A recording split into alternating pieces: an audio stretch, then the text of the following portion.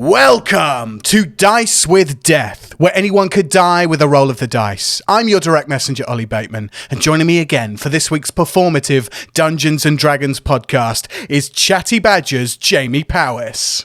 Narrating a wrestling match and a party, our DM isn't lazy. But can we reference Whoopi Goldberg and not just Swayze? I'm Aark. Nice. Very, very nice. Yes, a couple of references in there from the last episode. We are, of course, also joined by We Are Reach's Amy Mallet. You know Ollie's brutality is never ending when I Stand With Amy starts trending. Ooh. Thank you to the community for having my back when my boy keeps doing me dirty at the end of episodes and shooting me. Shout out to everybody on Twitter who started that hashtag, who is coming for me with knives brandished, with guns cocked and pitchforks and torches to run me out of the village that is Dice with Death. Yeah, apparently I end a lot of episodes by hurting you, Amy, and your characters, but I don't see the problem. I've been stabbed. I've been shot. It's been an emotional ride, Ollie. I'm not going to lie to you. Yeah. It could be something to do with how important your character is to the story, but we might find that out later on. We are, of course, also joined by Adam Wilborn. If you smell what Titus is cooking, my Hell in a Cell chances aren't that good looking. I may finally die at the hands of this arcane-fueled freak, so it's over to you, Ollie. Can you break the streak? I feel how much Ollie wants to kill you. Feel it with the passion. I thought I would have got somewhere in our Monster Manual Madness Christmas special that we uploaded recently as the last episode. I thought I was going to actually kill one of you guys off. Non-canonically, obviously, but I didn't even get to do that. You guys beat all the monsters. So yeah, can I take down Titus Thunderbastard Caligari in this Hell in a Cell match? We shall see. Is everybody ready to continue the adventure? Yes. Yes. Previously on Dice with Death, Titus and Volok locked up as they faced each other in a packed stadia Concretia for an impromptu Hell in a Cell match. Titus reversed Volok's moves early on, dealing early blows to Volok's head and neck. From ringside, Vixen contacted Aark via the sending spell Earpieces and learnt of Aark's confrontation with Field Marshal Aves. She detailed Volok and Princess Zalu's situation, culminating in the Hell in a Cell match Aark could see from the royal box. Aark and Vixen discussed modifying the plan in some way if Titus did end up losing the match and therefore losing the title of Champion Games Champions. Vixen then asked Aark to find out any info he could on Amar Thuridan, the name she had heard Madame Morgana speak in her astral vision, to bring to light any answers they could about the ordered murder of Zakaiya Rubbledusk. Back in the ring, Titus wailed on Volok with some punches up against the turnbuckle, while Volok retaliated by spitting in Titus's face, blinding him to Volok's next move. Titus, however, swiftly dodged the attack and put the work in to throw all 300 pounds of Volok over the ropes and into the Hell in a Cell cage wall. Volok then swiftly brought Titus to the canvas and pulled his legs either side of the turnbuckle to ram his testicles into the steel pole holding up the ropes. Aark then made contact with Corporal Danian in the royal box, who thanked him for granting him an audience. He told Aark of a secret deal Harleatus Aves had made with the elves, along with a device that the Field Marshal was keeping under lock and key aboard HFM Harleatus command ship that seemed to be granting him powers of a much longer life than expected. Along with details of the 3 planewalkers and the fact that Corporal Danian had been protecting Aark's wife, Colonel Elec, up until this point, Danian told Aark that if he was to start an alliance against the Aarakocrans, he would have his full support. Aark then asked to pass a message on to his wife, saying that if the plan comes to fruition, it will appear like I'm dead, and I'm coming for her. Back in the arena, Titus grabbed a steel chair and crashed into Volok as he was taunting the crowd before throwing him through the cage door of the Hell in a Cell. Vixen accompanied proceedings with bard song and granted Titus with advantages while throwing up a corporeal image of a bear, signifying Zakaiya's support from the great beyond within this fight. Titus then elbow dropped Volok and turned his attention to climbing the cell, with Volok swiftly in tow. Back in the royal box, after a chat over the headset with Vixen, Aark made an abrupt entrance on Amar Thuridan, the elf who looked like the spitting image of Zakaya and Vixen. Aark was immediately restrained and pulled to the floor with blades brandished against his feathers after saying he heard Amar had a problem with a human. Amar, without taking his eyes off the fight, conversed with Aark, telling him he was impressed by his entrance, but kept him under guard. Aark then asked him a single question. Could you remind me of your father's name? To which Amar threatened Aark with death if he did not leave immediately. Back on top of the cage, Titus and Volok laid into each other with punches before Titus tried to body slam Volok onto the hardened steel, but was caught off guard, reversed, and thrown off the top onto a folded steel chair 3 stories below. Volok, after being enveloped in blue arcane, leg dropped Titus from the top of the cell in a devastating move that almost broke both the men in half. Volok then placed the steel steps on top of Titus and started to climb the cage again.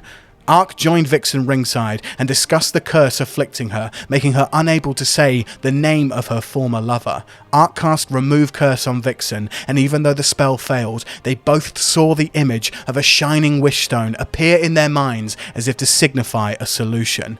Aark and Vixen suddenly spotted a hooded figure in the crowd of party people casting a spell under their breath towards the fight, activating the blue arcane surrounding Volok. Aark cast Silence, alerting the hooded figure to hide in the crowd, and as Aark rushed to the ringside bubble exit to find the assailant, with Titus lying broken on the outside ring and Volok towering over him from the top of the cell, Vixen was struck and pierced by a knife right between the shoulder blades. And that's where we are now. Aark and Vixen, roll initiative. We go to the top of the round. Titus, that's you. You are lying outside of the cage on the floor, battered, broken in half, having fallen from the top of the cage onto a steel chair on the floor. You have these steps on you right now. You have Volok at the top of the cage, swinging his head side to side as if he looks fatigued. But he looks powerful. He looks covered in this blue arcane, and he looks ready to fight. Titus, what do you do? I think I'm going to try and play a bit of possum here. So I'm going to stay exactly where I am. And the plan is, if he goes to... Like, it matters if this steps on me or not. Either way, if he lands on me, I am a pancake properly this time. But I was going to wait till he's jumping. A la Kevin Owens versus Shane McMahon from their Hell in a Cell match. Where nice. Shane McMahon, son of the owner, didn't need to do this, jumps off. Kevin Owens, I suppose, technically didn't move. Sami Zayn pulled him off the table. But the rule still applies. I'm going to move, and he's just going to land on some steps, basically. Okay, so you're going to ready your action to move out of the way as Volok falls or tumbles towards you. Yeah, the plan is to sort of lift the steps up and army roll away as he's mid-flight, basically, yeah. Okay. Titus, that will be a dexterity saving throw when it comes to your time to do that. So we will have that ready and cocked in the chamber to go. It's the assassin's turn. Aark, you have flown towards the bubble exit. Yep. You do not see where the assassin is, as he has chosen to hide. So the assassin is just going to try and stay hidden. Aark, roll me. In fact, what's your passive perception? It is, I think it's 14. 14. This assassin does not hide very well at all. It got a 3. Ooh. So your passive perception, you already spot exactly where this assassin is. Cool. With your passive perception of 14, you've seen where the assassin is, but you haven't seen where Vixen is, because there is this crowd of people around like the whole bubble. So you've spotted where the assassin is, but you haven't seen where Vixen is. So I spot the assassin. So what I'm gonna do is it's the end of the assassin's go. It's now your go. Thank you. Sorry. Cool. Yeah. So I spot the assassin. I am gonna cast Toll the Dead make me a wisdom saving throw, please. Oh, if you could read Toll the Dead aloud to the class while I make that roll, please. Absolutely. Cool. Toll the Dead, you point at one creature you see within range, and the sound of dolorous bells fill the air around it for a moment. The target must succeed on a wisdom saving throw or take 1d8 necrotic damage. If the target is missing any of its hit points, it takes 1d12. What does it not want to beat? You do... Well, I don't want it to be at 15. Okay. It gets a 15. Okay, meets it, beats it. That's it. That's all it does. So I'm going to use my movement just to fly over to it, to the assassin. Okay. You fly over the crowd. This dome bubble that you're in, it's 20 feet high, so there's plenty of room for you to fly towards where this assassin is. Are you staying within 5 feet of this assassin? Yeah, if I can land on it, I'll land on it. Okay, fine. You land. If you want to land, you can land next to it. Okay. Yeah. So yeah, you land next to the assassin, and now with your passive perception, with you being where you are, you see Vixen stabbed. Vixen, can I just check? You took 26 points of piercing damage. Are you down or are you still up? I am down for the count. I was only on 15. You are down. Okay. Yeah, Aark, you see Vixen, mother of Zakaya, your adopted astral daughter at this point, crumpled in a heap on the floor with a oozing stab wound between her shoulder blades. She is unconscious, lying there, not twitching, not moving at all. Aark, is there anything else you want to do with your turn? I can't do anything. Okay. We move on to Volok. I lie to you. Psych! You lied to me? I lied to you. What? Why you lie? Because I've just cast a cantrip, which is Toll the Dead. Yeah. I can cast a spell as a bonus action. You absolutely bloody can. Which is... let's go third level healing word. Ooh, big one. Nice. Big one coming out. Let me look at healing word. I think that's okay, We know healing word heals people, so just roll your heals. Yeah, I feel like we've had many. I don't know how many heals it is, though, for healing word. Oh, got you. Hold on on, third level. Hold on a second. Don't be afraid to catch heels. So, it is. Here we go. It is... third... Okay, so it's 3d4 plus my spellcasting modifier, so 2, 6, 7, plus 7, 14 healing to you. Ooh, so basically, that entire stab to the shoulder, I only lost technically 1 hit point thanks to Aark. So, Oh, yeah. nice. That's right. Okay. Quick maths. Vixen, you breathe in a blood-curdling breath, and you are sat upright. You're not stood up yet. You haven't used your movement to get up, but you are awake and conscious. Aark, is that the end of your go? That is the end of my go. We turn our attention back to the ring, where Volok stands aloft in the corner of the Hell in a Cell. Looks down towards Titus, lying underneath the cold steel of the steps that have been placed on him. They weigh 300 pounds, steel steps. Do they really? That's what we're told, anyway. Okay, the 300-pound steel steps. They're not. Yeah, Volok looks down directly towards you, and you feel as you look up towards him, this blue arcane energy that surrounds him kind of turns dark and smoky and corporeal for a second. Oh, God. And you hear a rumble from Volok's chest as he goes,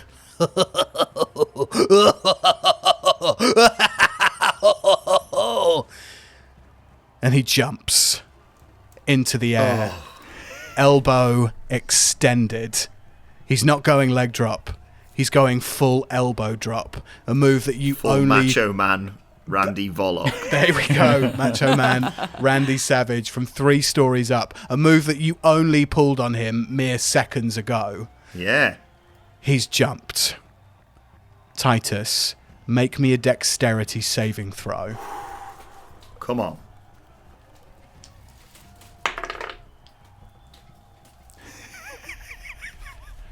$16. 16. Titus, as you see this almost sharpened elbow fall towards you at the speed of light, surrounded in blue arcane energy. Titus jumps into action, pushes the steel steps into the air, and military tucks and rolls out the way. As you do this, you hear the steel steps crash back onto the floor. All you see is Volok's crumpled body as it smashes into these steel steps. You hear bones break and twist as his body lays flat on the floor. As God is my witness, he may be broken in half.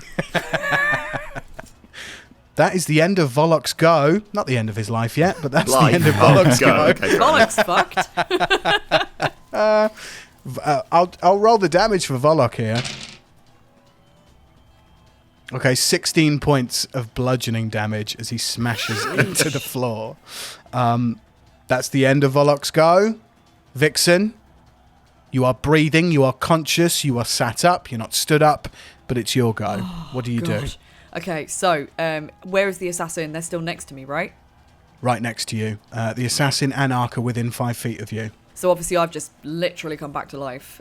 Blood is being spat out of my lungs. In a kind of like panic, wild animal frenzy rage, I lock this assassin in my vision and I'm just going to like launch it in with a melee attack. So I've never done any melee with Vixen before. This is really cool. And she can actually attack twice. So let me go in with... Also, I'm trying to remember how many Bardic I still have, because I'm pretty sure last time I gave 1 to Titus. I still think I've got 2, if memory serves me correctly. Right. Yeah, but I'm going to launch... so move towards him. I mean, he's within 5 feet anyway. Use my longsword, and I'm going to attack. And I'm also going to use defensive flourish. So... when I take the attack action on my turn, my walking speed increases by 10 foot until the end of the turn, not that that really matters here. If a weapon attack hits, I can expend one of my Bardic Inspiration die and deal extra damage equal to the number I roll on the dice. I can also add it to my AC until the start of my next turn. So, yeah, let's roll to hit. I'm going to go on in. Absolutely. Roll to hit this assassin. I got a 9. After all that. That's okay. We love explain mechanics, and I'm pretty sure with that Bardic die that just because you've said I want to use it doesn't mean that it's expelled. No. So you've still got them, like sheathed in your repertoire. Yeah, so it does say fine. that you can choose to use it. Yeah, once you've seen the result of the outcome, if that makes sense. So yeah, that's fine. Great. Okay. Well, cool. So the first one misses completely. Definitely misses with a 9. Yeah, go for another hit. Absolutely, go for it. I've just woken up from being stabbed. I mean, I'm sure I can be. Ooh, the second one was a 19. Yeah. Yes. 19 nice. hits. Okay. Roll your damage. So, damage with the longsword. So I've just done it on D&D Beyond just to make sure it's accurate. So that's 7 slashing damage. Cool. Now roll your Bardic Inspiration die. Ooh, where's my D8 hits? Generally, where is it? I've got I'll post a picture on socials, but I've got a little wooden dice box now that I got bought for a present. Oh. Hey. It's got loads of dice in it, and it's also got our little figurines that the lovely, legendary Andy made for us. Oh, shout out Andy. Yes, They're Andy. sort of they're sitting all over it, and it looks really cute. Right, okay, so let's do 1d8 then. Smash! Hey! And it is an 8. Yes! Yes! Oh my god! You do Nice. 15 slashing damage total to this assassin. He is immediately bloodied. Like, he is looking fucked up. Zakai... oh my god. Force of habit. Again, Vixen, describe to me how you breathe in this blood-curdled breath, sit up and attack this assassin. So Vixen just sort of, her body hurls upwards. She spits blood all over the ground. There are people screaming around her. She's in a blind panic, and she's just like, just her lungs are absolutely on fire. And she just locks eyes with this guy in front of her, who she can see still holding his weapon. And in like a mad fury, she just extends her blade. She obviously attacks once and she misses, because I guess she's kind of disorientated, having just woken up from being incapacitated. And then she slashes out again with a second blow, and she gets this guy right in the stomach area. Oof. So she's going to go right for the guts. And she just screams as she does it, because she's like so angry and in the heat of battle. So yeah. Blood, guts, probably a little bit of viscera on the floor. Vixen, we love to see it. Vixen, as you scream at this assassin, flashes of Zakaya enter your mind. Like you see her, you see an effigy of a bear pop up behind her. But as your screaming echoes out through this bubble and reverberates and only makes the crowd around you even more scared of the situation, you see the faces in your mind of Aark and Titus with Zakaya. And I'm going to do a Kratos as well, and I'm just going to go, "Who are you?" Ooh, who are you? Roll me an intimidation check. Oh, okay. Go on. Let's go for it. Whilst you're rolling, I'm going to use this moment, Ames, to promote another classic wrestling moment. We'll have this a little. We should get a little jingle. Adam's classic wrestling moment. Yeah, we need like a little bed, don't we? Yeah, let's make a jingle. Featuring two wrestlers that actually I think all of you will have heard of: Bret the Hitman Hart and Stone Cold Steve Austin. Yeah. Oh, yes. Yeah. I used to be him when we played WWE on PlayStation. Yes. That was always my character. So many moons ago, it's kind of the making of Stone Cold, this. He was feuding with Bret, and he cut a promo where he said, if you put an S at the start of Hitman, you'll have my opinion of Bret Hart. So maybe you can use that and kill this twat.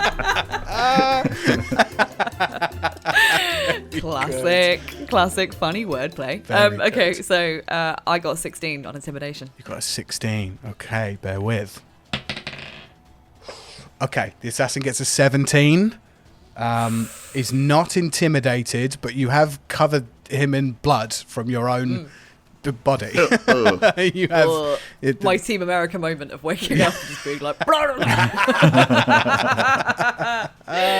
wicked. Yeah, you spit blood in this assassin's face. At the very least, I've soiled his coat, and that's going to be a bugger to dry clean, so I feel good about that. We go back to the top of the round. Titus, that's you. You have commando rolled out the way of these steel steps. You have seen Volok's body go limp as it crashes into them. The 300-pound steel steps. He's lying, not unconscious on the floor, but he is incredibly fatigued. What do you want to do?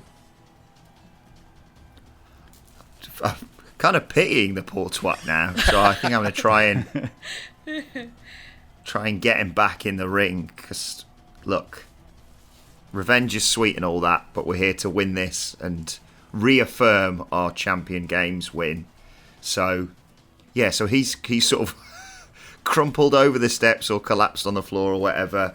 So, can he even stand? He is desperately, with every last bit of energy that he's got, trying to crawl towards you. Like just using his arms. It's hideous. It's pathetic, really, but he does not want to go home. It might be time to. Can I pick him up and put him over my shoulder and try and get him back in the cell and back in the ring? Okay. You're very close to him, so that's fine. You already stood up. Make me an athletics check to pick him up. He is the same-ish size and weight as you. Okay. Ooh, 14. 14 will do it. You absolutely fireman carry Volok over your shoulders, just bleeding blood all over you. It looks like it looks like Triple H versus Mankind with the thumbtacks. That's exactly what it looks like. There's so much blood just pouring out of this man. And you, to be fair, you've taken a huge fall. But you use your movement to get through the busted Hell in a Cell cage door. And you could probably use your movement to, like, put him on the apron of the ring. Maybe not push him all the way in, but you can get him to there. Yeah, let's do that. Can I... My plan, Ollie, is to spinebuster him when he gets up and swings for me, because I've got a feeling he's crawling towards me, he's got something left. So I want him to swing, and I grab him and just spinebust the shit out of him. But that involves him at least attempting to come at me. So can I ready that action as well? Yeah, of course you can. Absolutely. You ready in action to reverse anything that Volok puts towards you, a punch, a throw, a clothesline, whatever.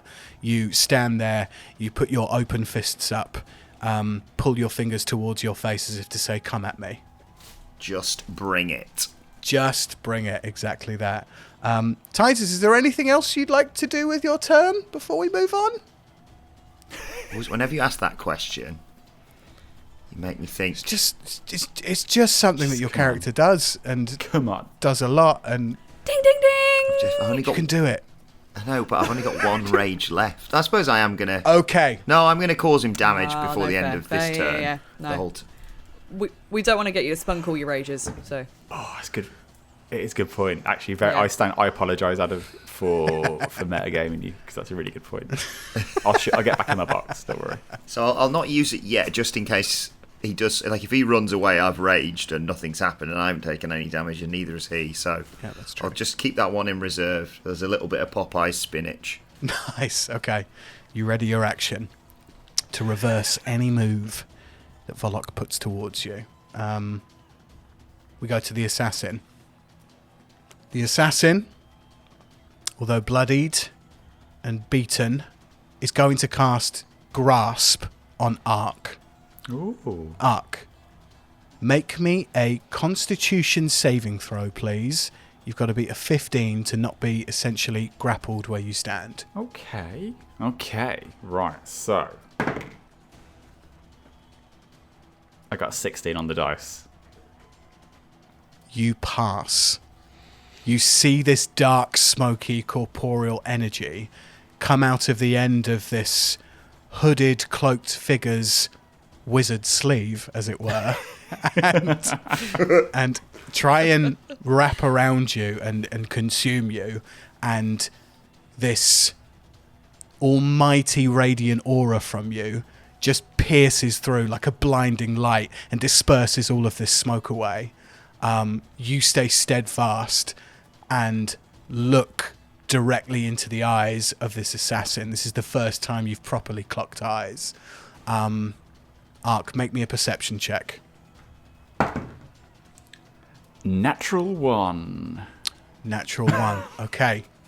Through all the hubbub and commotion, you look into the eyes of this assassin, but you don't quite get the silhouette of this assassin's face to figure out who or what they are. Cool. The assassin is now going to use a bonus action and try to hide. Okay. The assassin got a nat 20. Wow. He's gone. No one knows. He's a ghost like Swayze. Yeah. Disappears. Aark, you lock eyes with this thing, this assassin, and no sooner have you delved into the depths of his soul through his eyes, he is gone into the crowd. He's not turned invisible, he's not teleported, he is very much still within your range, your presence, but he just disappears into the crowd and he is gone. That's the end of the assassin's go. Aark, it's your turn. So I'm just going to turn to Vixen and go, are you all right? Yeah, I think so. Who the fuck is that guy? No, he had lovely eyes, though. Lovely eyes. I don't know where he's gone. I'm going to just try and find him. So I'm going to fly up in the air. Do you think... Oh, sorry, yeah, fly back down. Nope. Yep. Yep. Sorry, Awkward what? Interactions 101. Do you think that was the guy that got Zach? Oh no, we decapitated that guy. We did. Let me completely go. Oh, we really killed that guy. He's currently on Titus's belt. If you look over there, I think. Oh, we probably like mimmered him, didn't we? Yeah, we did. Forgot about that. Actually, totally forgot about that. Just looks over at Titus's belt like, oh shit, yeah. Oh no, it ain't that guy. It totally ain't that guy. Yeah, we need to find that twat quick. What's your plan? I'm just gonna fly up and have a look. Yeah, That's fair. it. That's my plan. Solid. I don't have a Vixen, as a reaction, are you giving Aark the help action here? Yeah, I could. I mean, I don't really know why he'd need me to help him fly, but I can. Oh, I mean, in terms of looking around, yeah, of course, absolutely. That would be helpful. Yeah, That would be helpful. Yeah, Just throw that him would up be in the very air. helpful. Yeah, I mean, it gives him advantage on his next perception check to find somebody, so that's quite helpful. But Yeah, I'll help. If with all this talk back and forth with you and Aark, it sounds like you both want to find this assassin. So if you want to use your reaction to give him the advantage on looking, absolutely Yeah. can. I will do. Yep. Cool. Okay. Have a look then. I'll fly up 10 foot because it's Yeah. 20 foot, isn't it? It is. Yeah, go back 10, 15 foot, and then have a look. Roll a perception check with advantage, please. I got an unnatural 20 for my first roll. Yeah. Oh, yes. 14 for my second. So unnatural 14. 20. Okay. Unnatural So you 20. Didn't even need me to hoist you up in the air. Although the assassin got a nat 20 to hide, a unnatural 20 will find this assassin. Aark, you see this assassin like 20 feet away from you, but right at the edge of the ringside bubble, looking back towards Volok, where Volok is, and you see this assassin start to kind of drum their fingers on their chest again. With Cool. an unnatural 20, you see that. So I'm just going to chat to Vixen and just go, he's over there, and as I point towards, I'm going to throw a silence spell at him. Nice. At him, at them, at them. her, whatever. Yeah. So, silence. For the duration, no sound can be created within or pass through a 20-foot radius sphere centered on a point you choose within range. Any creature or object entirely inside the sphere is immune to thunder damage, and creatures are deafened while entirely inside. Casting a spell that includes a verbal component is impossible. Excellent. You cast silence on the assassin. Yeah. The assassin realizes that silence has once again been cast on them, and they look annoyed, perturbed, and even more determined than before. Aark, is there anything else you want to do with your turn? Can I get to the assassin? You've flown 10 feet up. Your flight speed is 50. You can easily get to the assassin. I'm going to just land right next to him. Okay. Land on his shoulder like falconry. Just plop down. Aark, where do you want to land? Do you want to land on this assassin or next to? Oh, I'd love to land on the assassin if I can. Talons, Okay. talons out. Shit on his head. yeah. Shit on his head. You land talons down on this assassin. They take 5 points of piercing damage as you land on the assassin. Yeah, lovely. Thank you. Nice. Activate seagull Great. mode. Mine. Take yeah, his chips and get the F out of H. Yeah, mine was more of a peacock, wasn't it? I think that's Great what a peacock. I think that's what a Very peacock good sounds peacock. like. I don't know. That's really good. Thank you. That's you. not I've really Foley, heard a everyone. peacock make a noise, but they do make a lot of sound, don't they? Because they attract lady peacocks. I'm Pea fannies. so sorry. What was that? That was That's P. a That was P fannies. Pea fannies. Okay. Amy Mallet, there was a lot of stuff I had to take out of the last episode, the Monster Manual Madness. So let's so not start that sorry. again, shall we? The P fanny, very nice. Aark, you land talons down on this assassin. That's the end of your go. We move on to Volok. And Volok's on the apron.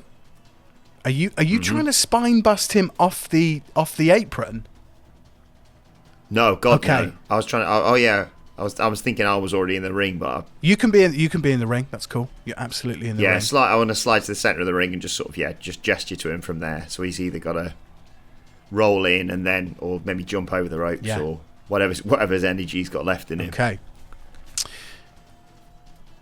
He gets up. He stands. Of course. He's a weeble wobble. He is back and forth. He is all over the place. But he locks eyes with you, lifts his barely held together arm and points towards you and says, "I'm running you down, you motherfucker." And he lifts up his right arm to come at you and clothesline you to the mat. Roll me. You've readied an action to reverse it. So you're both going to roll strength saving throws, please. Yes, that's my best one. Here comes the nat 1. Okay. Wasn't a nat 1. It was a 19. A 19. Okay. Solid. Very solid. Very good roll. Yeah. Volok only got a 10. What a bitch. Who's here? So he raises his right arm, runs towards you, expects you to, see the arm and take the fall, but you leap into action. Titus, explain to me what you do, please. Yeah, basically I use his momentum against him, so I sort of pick him up whilst he's running, but using his momentum and turn him and then just slam him on his back. On Anderson, if anyone wants to Google what that sort of spine buster should look like. Or Carl Anderson's got quite a good one as well. But yeah, it's going to knock the wind out of him, hopefully, and put him down there. It's basically what The Rock used to do just before he hit the people's elbow. Nice. Gets them Do a into... people's elbow? Fuck this. Should I do a people's elbow, guys? Yeah. I mean, what's a... Yeah, absolutely. It sounds great to me. Does it involve a lot of people? How many people's elbows does it involve? It only involves one person. It was always like he's my favourite, The Rock, but in reality, looking at it, it's just an elbow. Like it's a snazzy elbow. Is it the elbow that belongs to the people? Because I feel like that's... I think the people want to see it. It's the uprising. Is it the most electrifying move in all of sports entertainment, or is that the rock bottom? It is in the Wilborn household. I'll take that for free. There we go. Well, that is the end of Volok's go. He is in perfect position to be people's elbowed, but we move on to Vixen. Mm-hmm. What are you doing? Okay, so I've obviously used one of my bardic. I am just examining what my spell slots are saying, because Aark has pointed to this assassin, and I can actually see through the crowd where he is. Right, I've got him in my sights thanks to Aark. Vixen, what's your passive perception? Do you know where to find that on your D&D Beyond sheet? Yeah, it's 16. 16. Oh, Yeah, you it's pretty see, high. like with your and Ark's help to find this assassin, you see exactly where this assassin is. Got it. Nice. Okay. So am I in Ark's little bubble of silence? Ark, what's the range of your silent It's spell? like 20 foot, 20 wasn't foot it? sphere. So I would have popped it on the dude. So I think you would just be just out of it at the moment. Oh, nice. Okay, Yeah, cool. you are right on the outside of it. Right, I'm just going to try and get this guy down as quick as possible. So I'm going to use Eldritch Blast on him, because the range of that is 240 feet. Because that's kind of a spell sniper move, am I right in thinking that I can be quite precise with that, and I'm not going to hit any of the bystanders? Because I've been there before. Ice knife Titus in the chops. Yes, you did. Yes. Yeah. If you, it's a roll to hit spell, isn't it? You got to roll a d20 to hit. So just don't roll a nat 1, and we'll see what happens. All right, here goes. Here goes nothing.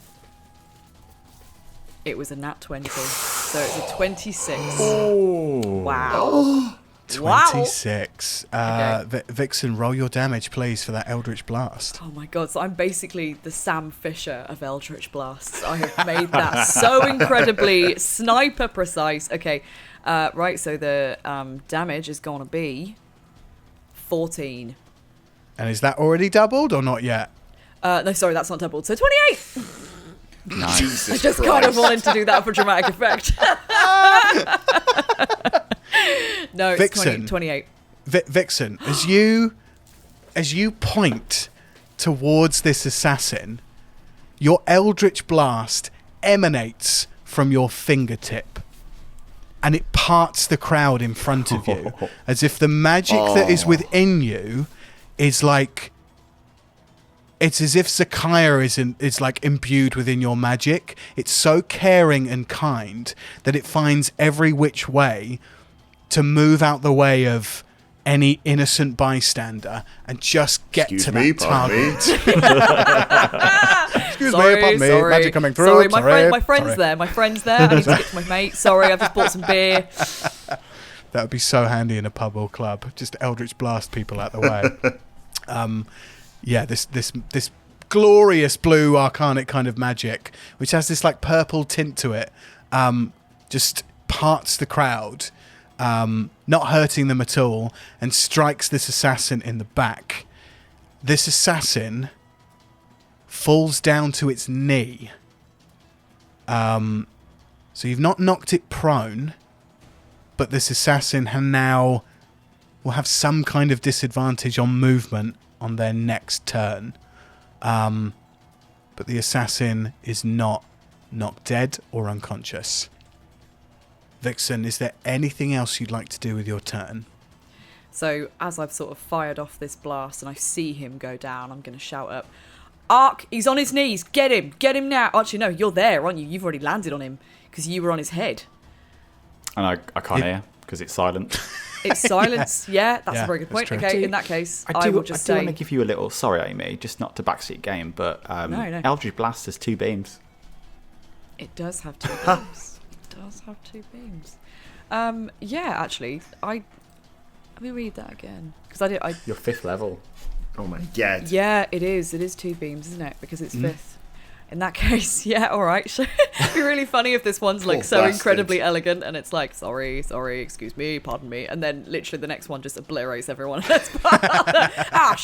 I tried so hard. Eldritch I was Blast. waiting for you or Jamie to call out that there were 2 beams, and I was going to happily move on if you didn't suggest the second beam. But here we are. Roll to hit on that second What would my life be beam. without Jamie Powers, honestly? Okay, here we go. Second beam. Roll to hit, sorry. Yes, let's please. hit that first. So we got 24 on that second one. I am having an on fire night with A 24 to hit? Okay. 24, yeah. Sorry, what? 18 plus 6. Oh my god. And then my force for the attack is... So it's 9. 9 damage on this attack. Okay. Yeah, both these Eldritch Blasts hit. Knocks this assassin in the spine. The weight of Aark on this assassin's shoulders brings it down to one knee. Vixen, is that the end of your go? It sure is. Yeah, it sure is. How's he looking? How's our man looking? He's looking fucked up. Yeah, Real fucked up. Really, nice. really fucked up. We go back to the top of the round. Titus, you stand feet either side of the face of Volok. You fling your arms either side. You taunt the crowd. They are with you. What do Elbow you do? pad? Yeah. I assume because I'm wearing my gear, aren't I? So I assume I'll have an elbow pad. You can have an elbow pad, absolutely. Grab the elbow pad, pull it off. I try and throw it into the crowd, but we're in a cell, so that probably won't work. But still. You throw it out the door and it lands on the floor and a fan picks it up. Yes. It hits the assassin in the head. Dead. Gone. Yeah. And then, swing my arms back and forth. Hang on, let me just double check this to get this right. So he's there, so he's gone. Yeah, he goes left first. So I go left, hit the ropes, run over, jump over Volok, hit the other side of the ropes. And I want to, Ollie, another classic wrestling moment now. The Rock wants to hit the people's elbow on the British Bulldog, but for some reason, I think, because the British Bulldog used to be covered in oil, it was really slippy. I So remember the Rock this. hit the ropes. The Rock hit the ropes on the way back, and normally he'd sort of run the final sort of 3 steps so he's next to his opponent and then drop the elbow. But it was so slick, he just slid on his feet perfectly. I think whilst wearing sunglasses, and then he nailed it on him. It was great. So I'd like to attempt something like that if possible. Okay. You run. You hit the ropes. You run back. Jump over Volok's body. You hit the ropes again. And as you hit the ropes, you feel every fiber in these elastic wrestling ring ropes tighten against your muscular, vascular body. Oh, steady on, Ollie. Time. I'm going to say my favourite phrase, guys. Time slows down. Oh. Everything comes to a halt. Everyone comes. What comes? Everyone in the stadium, 600,000 people, all jizz at the same time. You see the stadium fill with a wash of white, frothy liquid as the flood. Is that what the people's elbow really is? Sorry. Oh my god. Okay. Sorry. Yeah, brilliant. Titus, as you hit these ropes and make everybody come, roll me a religion check. Ooh. Ooh.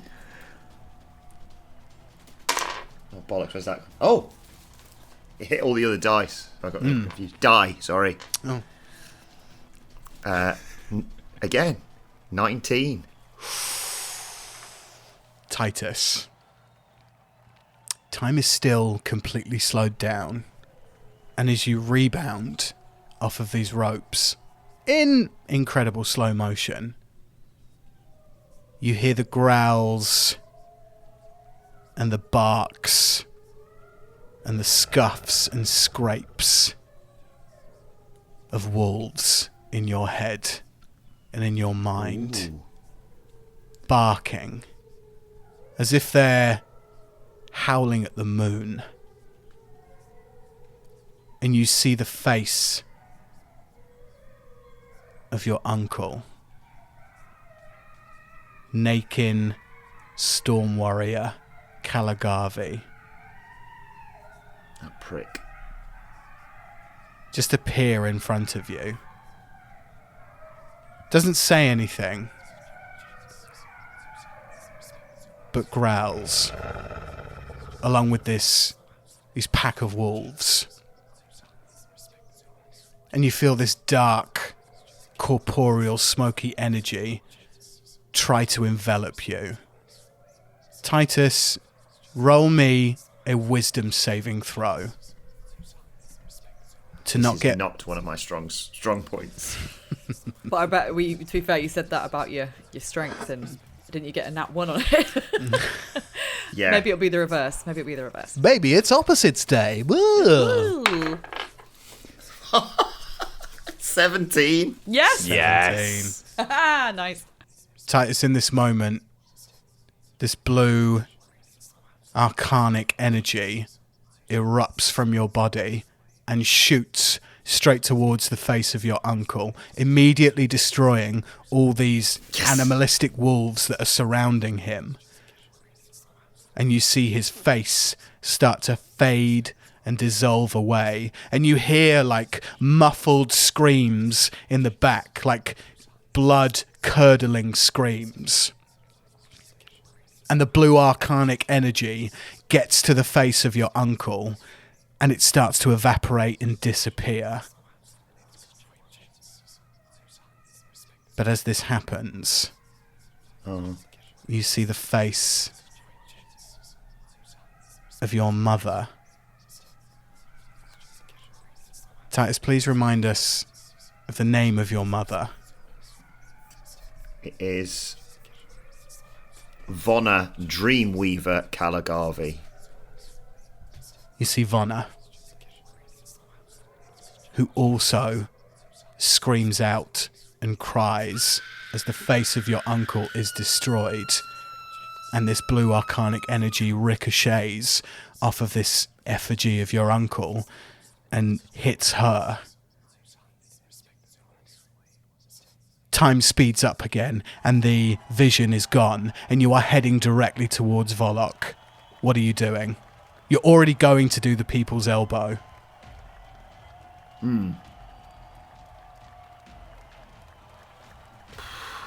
So it's thrown me a little bit, that. Maybe you're not quite as enthusiastic with this people's elbow all of a sudden. A bit distracted. But muscle memory will hopefully still serve me. Okay. So I slide next to... Basically, I'm sort of stood over Volok. And then I just swing my elbow and drop it onto his chest. You hear the crowd erupt. Hundreds of thousands of people within this stadium. This is one of the moves they've wanted to see you perform for so long, you know, within the GWF, to have your chance to fight Volok in a ring like this. And people are getting to see it on a world stage, even if it's an exhibition match. Not that it's, you know, you're not playing for the gold, you're not defending anything. This is for the Champion Game Championship, so it has that weight and gravitas to it. But seeing the face of your mother, Vonna, has thrown you for a little bit of a loop. And you wonder why you would see the face of Vonna and your uncle in the same vision. Pyrotechnics erupt as your elbow connects with Volok's chest. Confetti. People are stomping their feet. Any food or drink that was in the stands is uplifted into the air, and everybody is chanting your name. Thunder! Thunder! Thunder! Thunder! It'd be worse if it's bastard. Bastard. They picked the right part of the name. Yeah. So I've hit the elbow, Ollie. Yeah. Let's take it home. That feels like a good place to finish this thing off.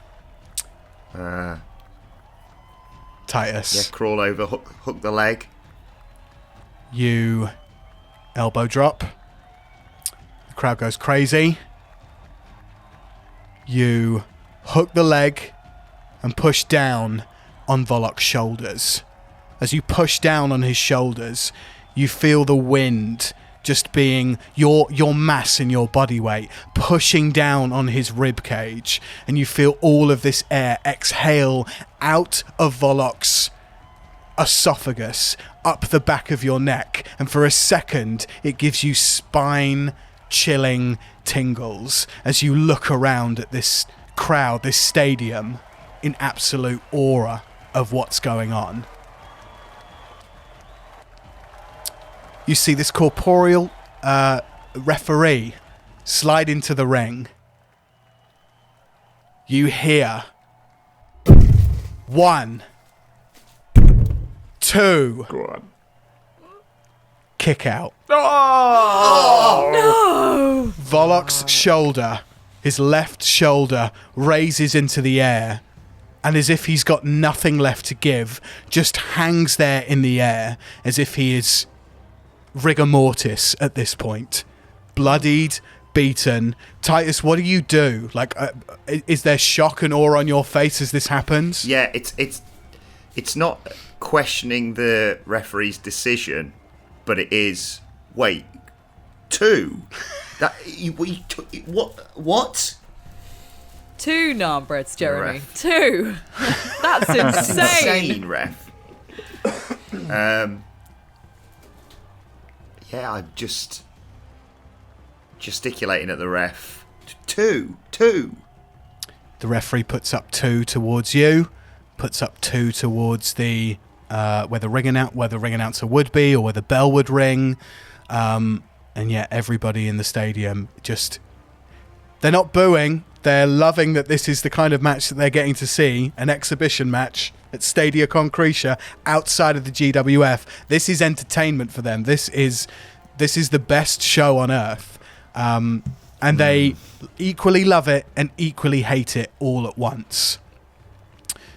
Titus, that's the end of your go. Cool. I was going to say, can me and Aark can see what's going on, can't we? Are we allowed to talk through the headsets at any point? Of course you are, absolutely. Anytime you guys want to talk through those headsets, carry on. Well, Well, I'm just going to, because obviously we can see, we're obviously, even though we've just attacked this assassin and literally it's all going off in this bubble of silence, like, I'm still slightly out of that, so I can still hear the 1, 2, like the whole thing going on with him kicking out. So I'm just going to, in my kind of headset, across telepathically, I guess, to Aark, to Titus, I'm just going to say, mate, I don't like the look of this. I think he's trying to get you. He wants you to go too far. Please don't go too far. Not just for your career, but think about everything that's at stake here. I don't want you to suffer because of this. I think he wants you to pull the plug on him. Just try and be the bigger man, Titus. But we have to win. I know. We have to put him down for 3. Yeah. Just don't, whatever you do. I mean, I don't know what kind of fighter you've been in the past, but I don't want you to have to take the fall. It feels like he's goading you. Yeah. Do what you need to do, man. I'm going to just yell at him to stay down, Ollie. You can yell at Volok to stay down. Actually, I'll just say, this isn't worth it, Volok. Stay down. You listen here, you piece of shit.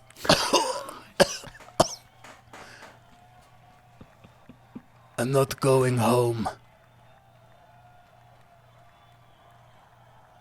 It's not my time. It's not your time. We put on the show, but I want to end you. I think I'll say to him,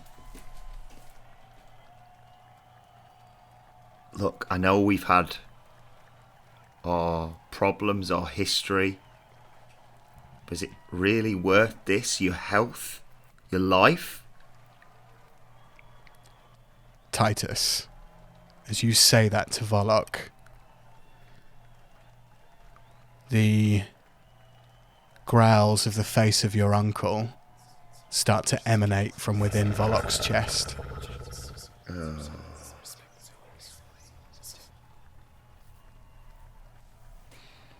Guys, I don't know what to do here. Yeah.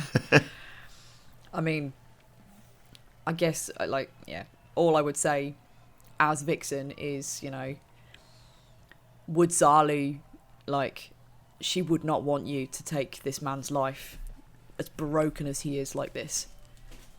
And obviously Vixen doesn't know the stuff that we know as players in the things that Titus has dealt with before, when obviously him and Elman Monroe got kind of sieged in that place and you killed that guy with the door, which we all kind of make sort of jest about, but that was a very big thing. You literally, absolutely murdered a guy who really was just there to kind of detain you.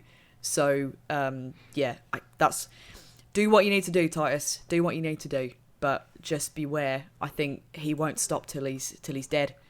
And I don't want you to have to suffer the consequences of that. You and Zalu.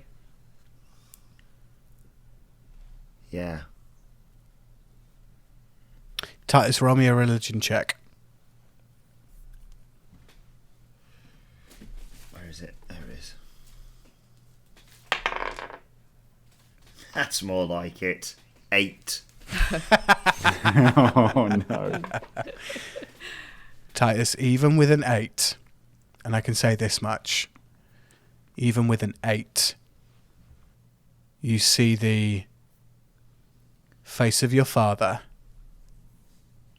and you see your finisher move, the tombstone pile driver. Yep.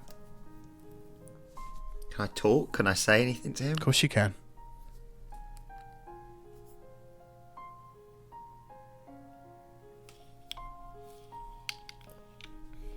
I think I'd say, do I win at any cost? Do I really use that kill shot?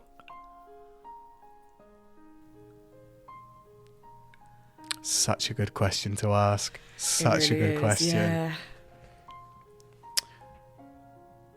Your father, in this instance, with an 8, does not communicate verbally to you.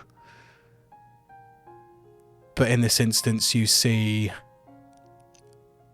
then see your father and your uncle from good times in kind of a vision, kind of flashback memories from when you were a child. And you see them shaking hands with members of their community, fans, people who loyally follow wrestling. But then you see all the good that your father and your uncle's personalities did out in the community. All the money that they made for the casinos went back into impoverished parts of Olay. Like, wrestling isn't just a entertainment sport for people to enjoy. It's a way for Olayans to make money and give back to their community, while picking them out of some of the most impoverished times in their lives. You see your father and uncle in soup kitchens serving the homeless. You see them erecting playgrounds at schools. You see them doing all the good in the community.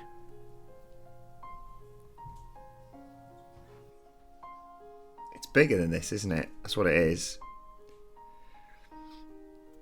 It's bigger than me beating Volok. It might even be bigger than the Champions Games.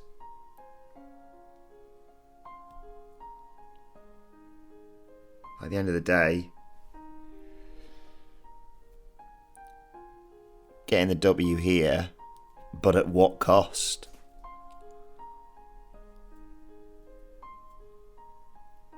I'm waiting to see what Volok does when he gets up. Okay. Titus, that's the end of your go. We move on to the assassin, who is currently on one knee with an Aark-shaped bird on his shoulders and 2 burned, imprinted eldritch blasts emanating from its back. And the assassin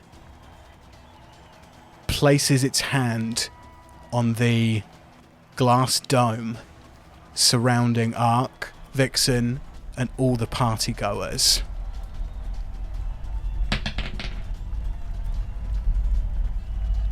Okay. It's a nat 20 from the assassin. Ooh. Aark, because you're the closest, you see dark corporeal magic, kind of like drawing pins, almost shoot out of this assassin's hand and cracks the glass. And you see the dome that you're all in just completely cracks in an instant, and then glass starts to fall and shatter and cut and pierce all these partygoers below you. Aark and Vixen, give me dexterity saving throws to not be absolutely slashed to bits by this falling glass. Oh, God. I got a 13. I got a 19. The assassin got a 17. You all pass. You, in some arcanic looking, as if like you all suddenly became the Flash. Like you're just dodging pieces of glass that are falling, But as you look around and you're dodging, you see that all these partygoers are getting sliced and cut and bleeding, and the screams get louder and people fall on the floor. The glass dome above you has been shattered, and you now have access to the whole of the arena. The assassin, who will have disadvantage on this now that the crowd is starting to disperse, is going to try and hide. Aark, you will have an opportunity attack. So if you'd like to make your opportunity attack first, go ahead. Hold on. So I have to use my sword because I've got my silence up, so I can't cast a spell. Oh shit. How did he manage to cast a spell, the guy? Was it just touch rather than sound, vocalization? Yeah, so you've got, here we go. You got vocal components, semantic components, and material components of all your spells. So you got some spells that just touch if you want to fire off a touch. I figured that was the case. Yeah, I've got a few like that myself. Okay, cool. I've rolled a 24. Oh, what was that roll for? Sorry, I completely To forgot. to hit with a sword. Yeah. With a melee weapon attack. Hits. Roll your damage. 8 slashing. 8 slashing damage. Aark. Oh, go on. You slash into the cloak of this assassin. And as you do, you see Obi-Wan Kenobi style, the hooded cloak fall to the floor with no body in it. And as you do, you see this corporeal smoke erupt from the cloak, and you are now faced with a mind shadow in front of you. Oh, no! For fuck's sake. Cool. Ooh. Didn't expect that. Ooh. Aark, is there anything else you'd like to do with your turn? So have I just used a reaction? Because it's just You have used a reaction, yes. So have I got? Because it was still his turn, wasn't it? So it was his turn to smash, and he's moved. So it's now your go. Fuck. Can I shout to Aark? Can I just be like, we have to end this. We have to get people to stop this. What the fuck is going on? This isn't right. Like, what? Where the hell are the security? Where the hell are the people in charge? Where's the games master? I can't hear any of that. You can't because you're silenced. So it's just me screaming into the abyss, which is even more poetic. It's you screaming at a silence bubble with Aark, and now a mind shadow in it. Oh, God. The same mind shadows that you experienced in your dreams, in your visions. As we've kind of discovered before, mind shadows are now no longer just within your mind. They can appear in the real world, and one has appeared in front of you, which you guys haven't experienced for a little while.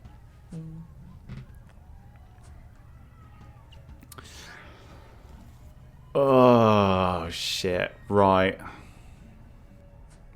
I think it's all attack now. Actually, I think that's what I have to do. I have to really fuck up this mind shadow. I don't have many spell slots left, actually, so this will be interesting. What I'm going to do, I'm going to break concentration on my silence, and I'm going to cast Spirit Guardians. Okay, read Spirit Guardians aloud, please. So, Spirit Guardians, you call forth spirits to protect you. They flit around you a distance of 15 foot for the duration. If you are good or neutral, their spectral form appears as angelic or fey. They're birds, as we all know.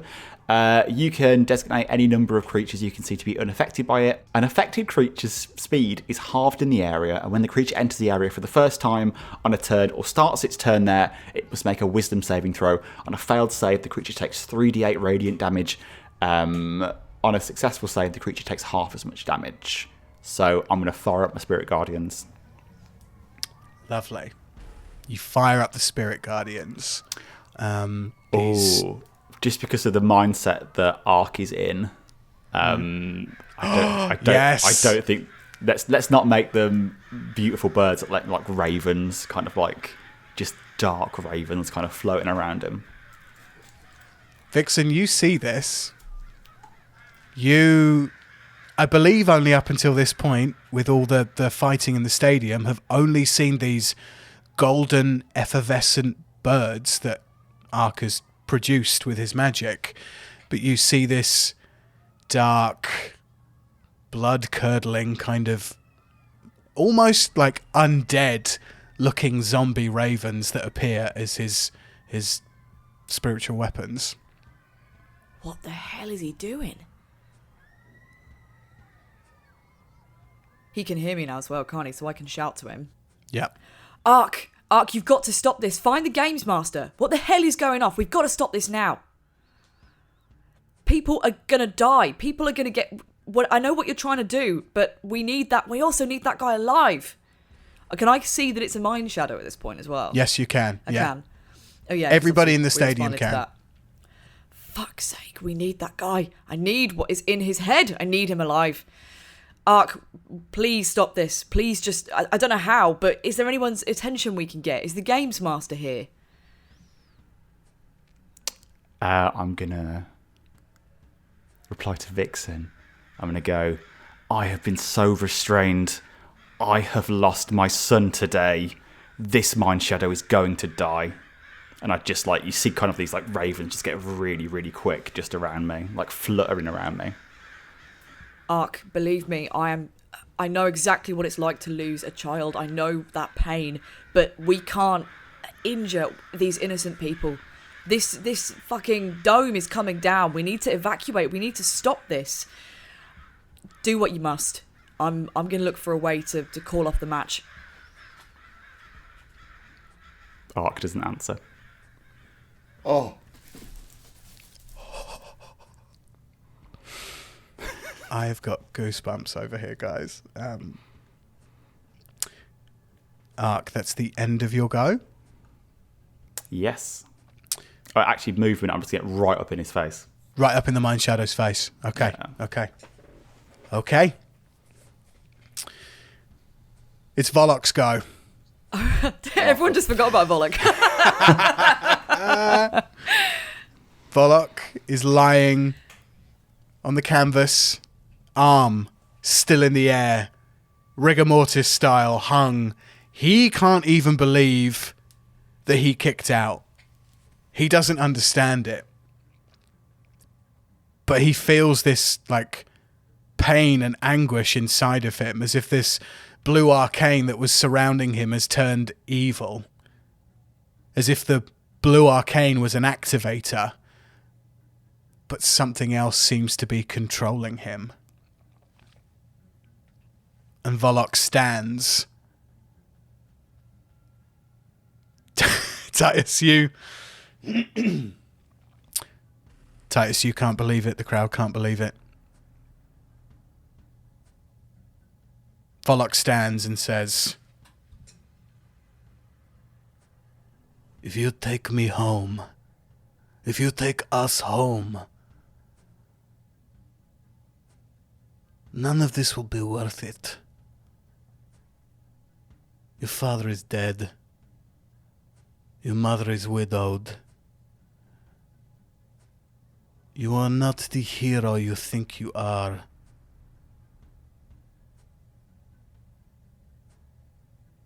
They won't stop, Titus. They won't stop until everything is rearranged. The undead loyalists want the power."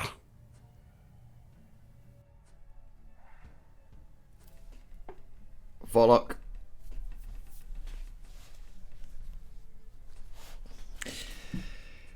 Volok, sometimes being a hero isn't always about winning. It's about doing the right thing. I'm gonna...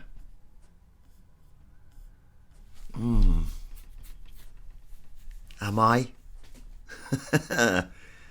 I'm fighting every urge here. I want to tombstone this prick. I want to take his head off with a lariat. I want to kick his teeth down his throat.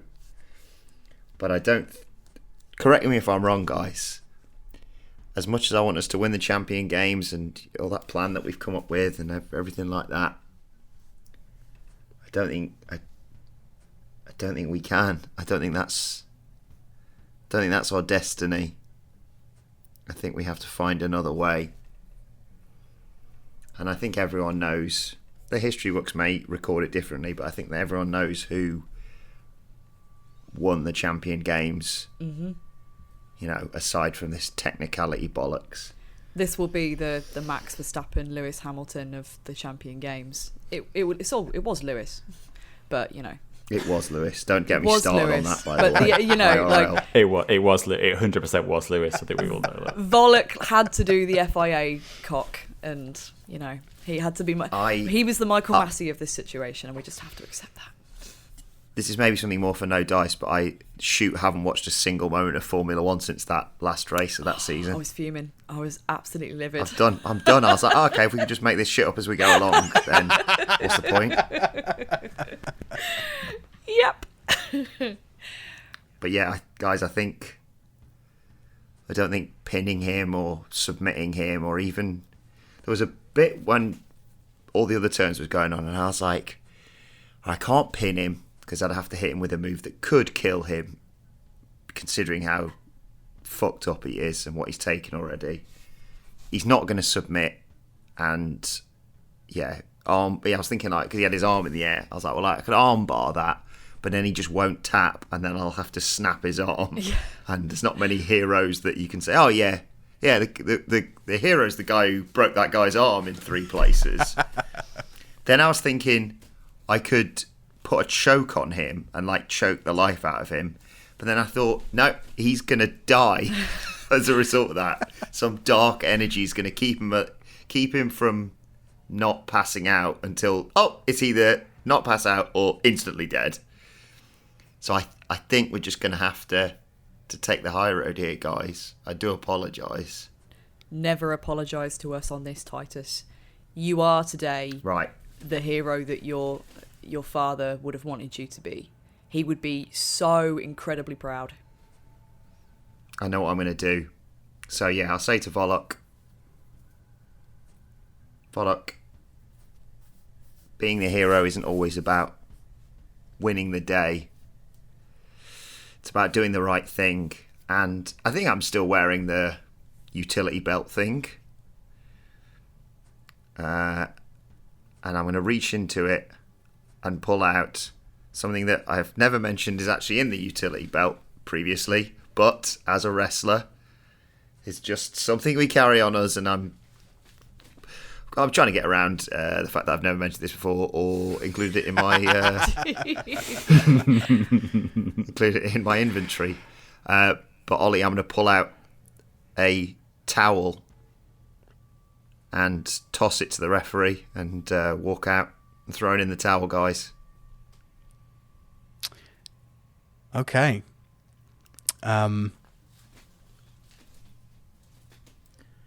Titus, what I'm going to say, because it's Volok's turn right now, you'll get... sorry. No, it's okay, it's okay. This is rule of cool. You get the towel out and you ready in action to throw it towards the referee. Yeah. That's what I'm going to say that happens. But everybody in the crowd is going fucking nuts and crazy because they realise exactly what you're doing. They realise this symbolic gesture that you're doing as you look upon this opponent of yours who is so close to death that you realise it's not right to carry on. Yeah. So you pull this towel out. You might even just put it over your shoulder for a second. I think I'm wiping my face with it. Like, I'm just smothering my face. I'm just wiping all the sweat and the dirt and the blood away. Yeah. And just, taking a moment for myself in amongst all this. And as you turn away and walk to the ropes to step over them and exit, just before you throw down the towel, Volok launches at you. Roll me an athletics check. Okay.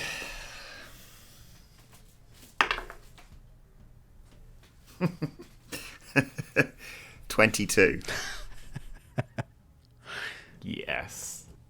Volok grabs you, only with a 9.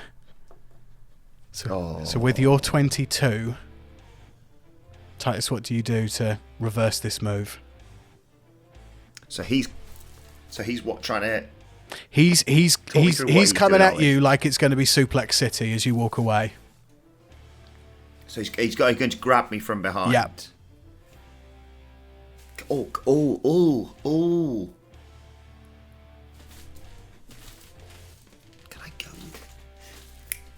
Can I backflip?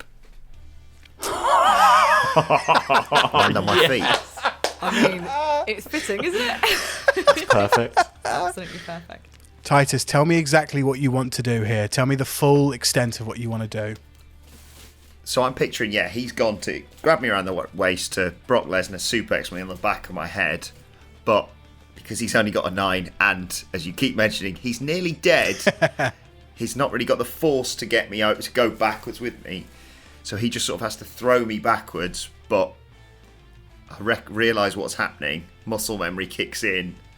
And I flip and land on my feet. And then I'm going to roll him up. You're going to try and pin him Grab again? him. No, I'm not. Okay.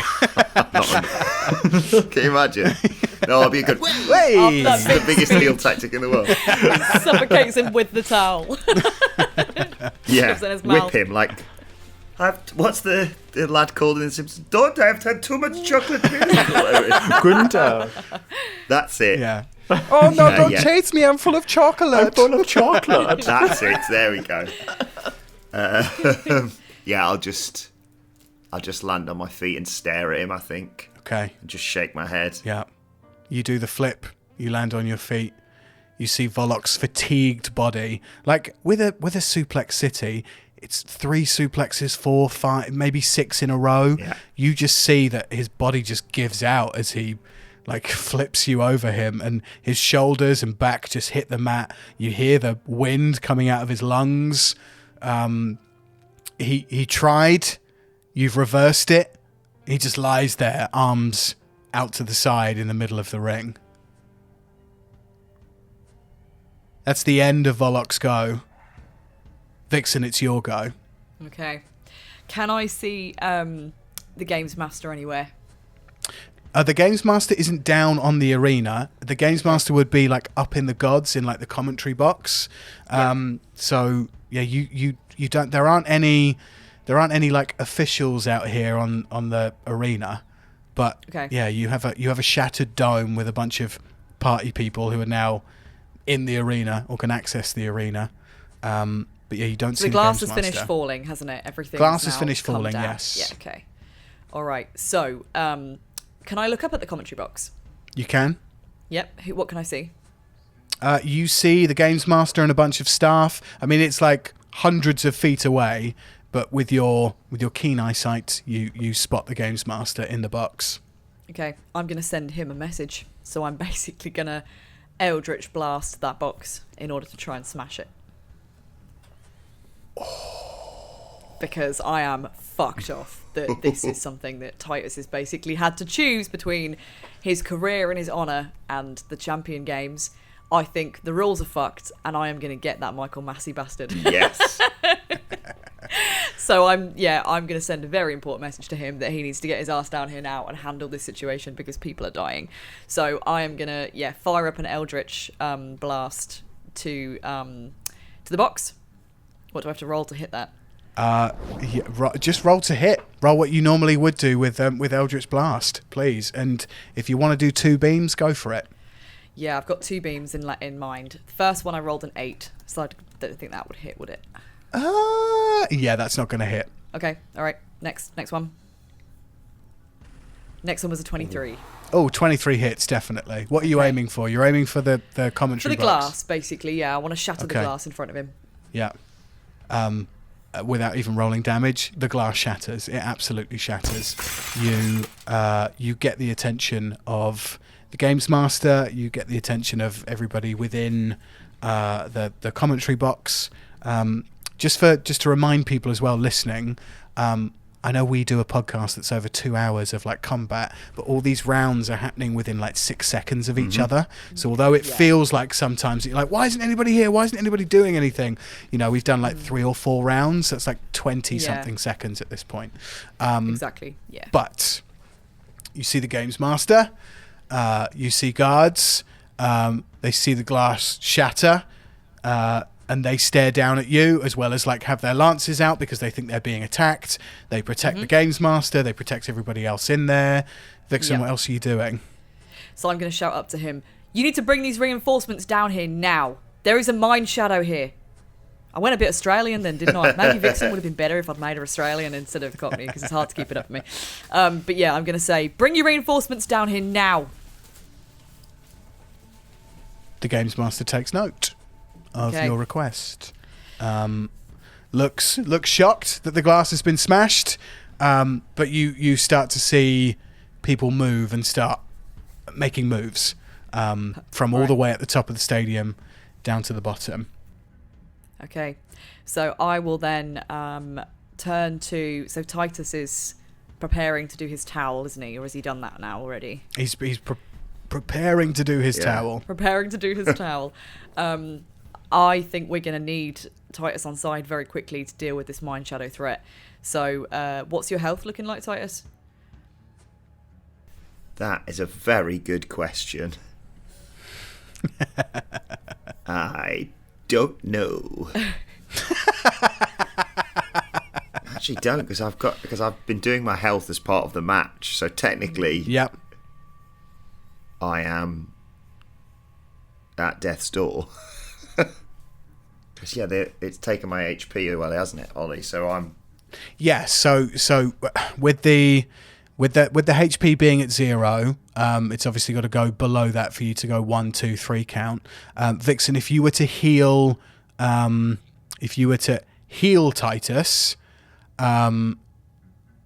if you were to heal Titus, it would be like he would be coming up from 0. So it's not like he's coming from negative and you've got to give him all this HP to give him back. So if you give him any HP, it will just come from 0. Have HP back. Okay. Yeah. All right. Yeah. Got you. Okay.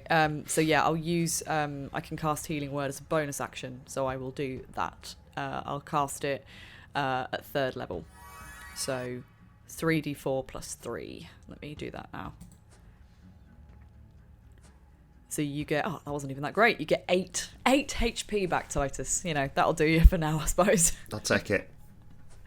Yeah, right, okay. And I'm just going to communicate with you over the headset as well, over the our little cheeky Bluetooth, magic Bluetooth, and basically say, we need to get our asses over there now because Aark is in peril. Got it. Back to the top of the round. Titus, that's your go. I'm going to raise my arm to thank everyone who's cheered me on with the towel in it. Yeah. And despite everything we've been through, I'm going to bow to Volok and then throw the towel to the referee, climb out of the ring, and let's see what's going on with all this mind shadow bollocks. Anything else you want to do with your turn, Titus? Rage. Hey! Ding, ding, ding. You go into a rage. After calmly walking away. I love the idea that it's so wonderfully introspective. Like he's just done this massive sort of defining moment in his life where he's realised so much about himself and it's proper therapy, and then he's just like, ah! She goes off the handle again. Right. Titus, you're exiting the ring? Yeah. Okay. Exit the ring. Slide out of the cell. And where's Jamie in relation to... Where's Aark in relation to me? About 20 feet away. Now not encased in a glass dome. Gotta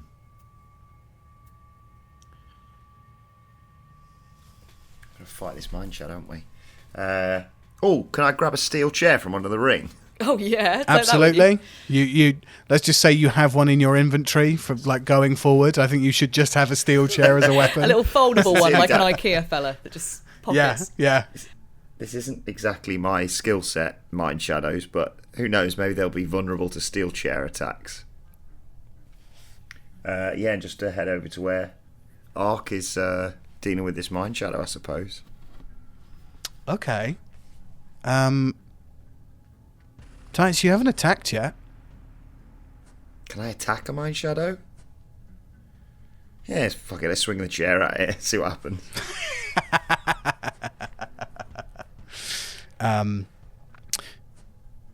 Yeah, okay, Titus, roll to hit with a steel chair. I'm going to say you use the same exact stuff as your sword, just to make it easier. So, just roll to hit with your sword, but we're using a steel chair. 17. 17 hits this mind shadow. Roll your damage, please. Same as with the sword again? Yes, please. Okay. Yeah. Ew. 10 damage. 10 damage. Titus, finish this mind shadow. That's so I love cool. that. I love It's not about hurting people and death. Anyway, just 1 second. Kadoosh! Oh, but that's so cool because it's that epic thing of you like walking away from the battle that you know you shouldn't pick and then just hurling a fucking steel chair at this thing and killing it in one and being like... But healing a steel chair at the fight that you should be in. Yeah. Like, yes. I think Amy's right. I don't think I swing the steel chair. I think I throw it. I like to think I hit. I don't know what the mind shadow even looks like. It's a corporeal smoky black cloud, kind of like with a weird distorted face in it. Yeah, I think I just raise the chair over my head and just bring it down, and the smoke just sort of dissipates as the chair. I suppose it wouldn't really connect with anything, but as the chair hits the ground, there's no smoke left, basically. Yeah, I mean, you throw this chair, and it feels like there's something there. There's not a humanoid kind of body. It just feels like you're swinging a chair through fog. Like that's it, but you still feel it connect within your hands, your wrists, your arms. You feel this power of you swinging down, and this mind shadow being defeated. As you stare this mind shadow in the face as it is cut through essentially with a steel chair, you hear this mind shadow's voice within your head whisper. And it says, if not today, if not tomorrow, if not in the next week or month, we will stop you. We will stop Petro Solidus. We are the undead loyalists, and we will have our day. Vroom. Ding, ding, ding. You hear the ring bell, Titus, go off behind you as you see Volok's body lying in the wrestling ring behind you. And although the games master has put to work a bunch of people to head down to the stadium, you hear the games master over the tannoy say, ladies and gentlemen, for the first time in Champion Games history, I'm declaring this Hell in a Cell exhibition match a draw. Okay. Fucking cheek of him. And you're all a bit like, huh? What's going on? Why? And the Games Master says, the rule of draw has been brought to my attention through interference from both teams. And then Vixen, you feel that this speech is kind of pointed towards you to start with. And you hear, as Vixen of Team Arzatit healed Titus Thunderbastard Calagarvi before the match was over, that is interference. Volok, your team or you are disqualified from this exhibition match through interference through dark magic. And you hear the crowd kind of go, what the fuck is going on? Like, you hear people start murmuring between themselves, but you guys know that in your heart of hearts that the match has been called as it should be, which is there's been interference on both sides. But Titus, you've managed to walk away from something important to you, to fight the real fight that's going on with the real team that you should be fighting with. Get in. Well, I don't think that was the result that any of us wanted, but Titus, if I may, you proved yourself worthy of the hand of Zalu today. Thanks, guys. That means a lot. I didn't know your father, but I'm sure he'd be very proud. And now I think we need to take things up with the Games Master, because this is bigger than the Champion Games now. Yeah. I'm just going to pop the towel and the steel chair into my utility belt. Yep, definitely. Titus, going forward from now, you, as part of your equipment, you will have a steel chair that's just like on your back. You know, like your sword is on your back. Yes. You then also have a steel chair that crosses it. So cool. You pick up this steel chair. Is it the steel chair that you fell 3 stories onto, so it's battered and bruised, Yeah, I like but still that, works yeah. like a weapon? Yeah, that's okay. You sheath this steel chair that you fell 3 stories down onto, but you look at it for a second, and maybe you feel like that this is a reminder, or it'll take you back to this memory and maybe help you realize that it is not all about winning. Yes. Aark, Vixen, Titus, you're stood in the arena outside the Hell in a Cell with various partygoers who are all bloodied and slashed and covered in glass. You have the hood of a assassin down on the floor, and you have a stadium of fans all cheering you on. And the Games Master rings out across the tannoy and says, because of the draw in today's exhibition match, I now declare officially that the winner of the Champion Games, the year of our purple moon, are the Dwarven team! Cheers all across the stadium. What do you guys do? I'm going to cheer as well. I'm just going to go, yep, fair dues. I think we got bigger fucking fish to fry at this point. Oscar loser acceptance face. Oh, yeah. Oh, no, they deserve it. Yeah, oh, no. Couldn't have happened to nicer guys. I think Aark doesn't really care, and he's going to start. If there's anyone super injured, he's probably going to go over and try and help out, I think. Yeah, there are lots of people who have been absolutely mangled by these shards of glass. You see that the arena doors open up, and you see guards, like lots and lots of guards with stretchers, come out and start putting the wounded onto the stretchers and carrying them out back into the hero zone. Aark, from where you are with your keen bird-like eyesight, you see that the hero zone has kind of been locked down, and that there are medics waiting to treat all the people who have been hurt in this disaster, really. I think my birds are still going to be up though, still flying around. Oh yeah, there's this hurricane of ravens around you as you're in this rage. Can I go up to the games master, or is he still in his box? The games master is still in the box. Okay, I'll wait for him to come down, or I'll head there in a moment. You're staying in the stadium? What are you doing? I mean, I want to go up to that box, so. Whatever Aark fancy's doing, I'll go with Aark. I'll stick with. I'll follow it. Okay. Vixen, yeah. So you guys start tending to the wounded, I guess. Mm-hmm. Yeah. And pull people back out into the hero zone. The stadium doors close behind you. No. You can't see the games master yet. He's not there. But there's various press and people taking photos, really, but they're being held back by Stadia Concretia guards.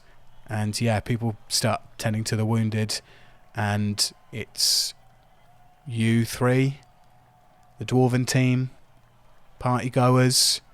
You see Quilly off in the corner, who, as you see, he gives you a little nod. He doesn't come directly over to you guys immediately, but yeah, you see everybody that you saw at the party before you went outside there. Yeah, just tend to some of the wounded people and shake the hands of the dwarves. Match well. Yeah, go and pat the dwarves on the back. Tell them that they deserve it. The dwarven team shake your hands and kind of signal to you guys and say, kind of under muted breath, enough for you guys to be able to hear, but not for everybody else. I think the plan needs changing ever so slightly, am I right?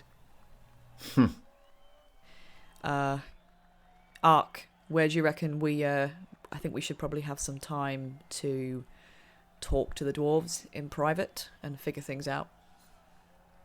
Yeah. Do you think you could kill... Oh god, is it... I've got... It's purple, not purple dragon, is it? Is purple dragon? Dead dragon, isn't it? Dead dragon? Dead dragon. I forgot the dude's name now. Dead dragon, yeah. But the guy's name is Idu Ra, isn't it? Idu Ra, that's Idu it. Ra. Yeah, that's it. Yeah, are you asking the dwarves if they Yeah, I'm can going to do ask the dwarves, like, do you think you'll be able to kill the dead dragon? I think we still need a plan that involves every single one of us if we're going to kill him and destroy them manipulators. Well, lucky for you, this band of I don't know, ruffians, I guess, have done everything from releasing a shark to a heist in a mine, as far as my daughter's memories confirmed to me. So I think between the three of us, we should be able to come up with something. Yeah. Right. Well, look, we're going to be cordoned off very soon in our athletes' quarters, and then we'll be sequestered to go up to the Sky Tower tomorrow evening for the purple moon. We need to come up with a plan and come up with it quick. How many hours is it until the purple moon eclipse? Like at 12. So there's there's long rest time in there for sure. Okay. It's overnight. It's like you guys. This is still only the second day of the games where you guys triumphed initially. So yeah, there's 12 hours essentially from. Oh, hold on. No, it's 24 hours. My bad, because that would be the morning rather. So 24 hours. Okay, perfect. Let's actually arrange to meet the dwarves somewhere secure. Yes. Where would that be? Actually, what happens to us now? Do we get kicked out? Like, we've lost? Oh, yeah. Do we need to have this conversation like now? Yeah. Even though I don't know what the plan is. No, I mean, shall we just arrange? Maybe we could offer to go back to the bar with them for a drink and maybe commandeer a booth or something like we had before. Actually, do you know what? Let's ask Quilly. So, can we beckon Quilly over? All right, guys. Well done. Nice one. Nice draw there, Titus. Well done, mate. Well done. There he is. All right, son. Yeah, you did all right out there, mate. Nice one. I was a bit disappointed I didn't get to see that tombstone pile driver of yours, but you know what? another day, another match. I'll see it happen, I'm sure. Yeah, stick around. There's still time. There's still time. So, Quilly, we need to have a word with the dwarves in private. Is there anywhere we could have a conversation without prying ears, if you know what I mean? Oh, yeah. Let's go to one of them... let's go to the press room and then go to one of those podcasting booths where you can all sit in. Remember we checked last time and there weren't any bugs in there, so I'll do a little investigation and then you guys can get in there and have a nice little chat to yourselves. That'd be lovely. But like I would say let's go an event, but as previous episodes have planned out, you don't want to go in the event that I'm in because it's probably full of cum and porn. So let's not do that. No. All right. Be lucky, son. Go through to the press room, and I'll lock the doors behind you, and you guys can have a little chat. How's that sound? All right. Perfect. Thanks. Sweet geese. Be lucky, son. Be lucky. Be lucky. I guess we go. You guys we go.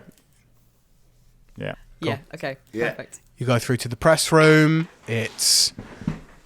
Oh, see you later, Jamie. Has he gone? He's The cat's he's cat's chucking been Steve sent out. out. He's chucking Steve out. Steve. I'll give him a second just to chuck the cat out. Steve. I love it when you hear Jamie just go, "Oh, fuck off, Steve." Oh, fuck off, Steve. You chuck Steve out. Sweetie, actually, thank you very much. That was the... Oh, is that Sweetie? Oh, sorry. Oh, sorry. Steve's the black cat. Steve wouldn't have any of that bullshit. He wouldn't be like knocking everything over. Right, okay, fine. You all walk into the press room and you head towards one of those booths. And Quilly locks the doors behind you so you all have some privacy. Quilly's not joining you in the room. He's kind of like a bit of a lookout at this point, just in case. Cool. But it's you guys and the dwarfs. So can we just switch the plan around? So instead of you going in the vents and hiding like the breathers and stuff, can we go in can two of us go in the vents? One of us make a big distraction. I don't think you'll fit in the vents, Titus. I'm sorry. Oh, okay. I was wondering. I thought, how's Vixen going to make that big distraction whilst me and you go in the vents? But okay. I was thinking you didn't want to go in the vents because of the aforementioned calm. I thought you were putting me and Titus in the vents. we all took it differently. None of us want to go in the vents. Can Titus fit in a vent? He did before, didn't he? Planeswalker.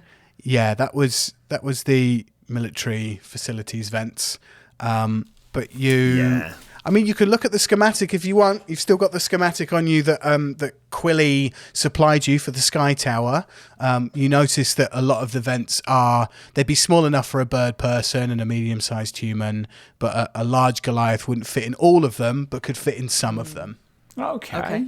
Interesting. And I have the feeling that if we're trying to be stealthy, maybe not the best. But I've got one of those. An image where I'm halfway through crawling through a vent and the whole thing gives way and I just crash to the ground. Plus, if you want to be fair, after what's just gone on, if you want someone to create a distraction and cause a hullabaloo, I'm your guy. I also think as well we've got to be very careful because we technically now have no reason to be here.